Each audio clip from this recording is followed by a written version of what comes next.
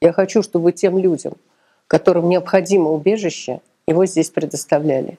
Потому что в последние годы, вот последние ближайшие несколько лет, Европа стала высылать чеченцев, считая, что у нас уже все в порядке, что уже 15 лет как нету военных действий.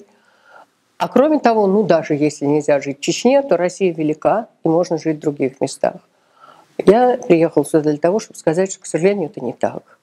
Это не так, потому что чеченцы часто оказываются жертвами фальсифицированных уголовных преступлений, когда на них сваливаются дела, которые не может расследовать правоохранительный орган соответствующий.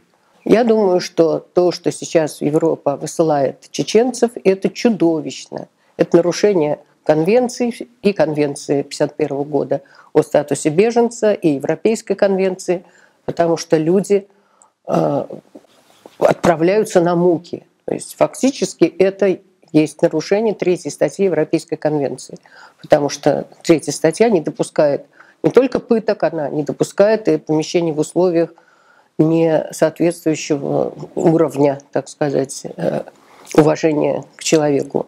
В Чечне нет российской конституции, международного права, российского права. Есть только одно право, которое формулируется в 2 слова — приказ Рамзана.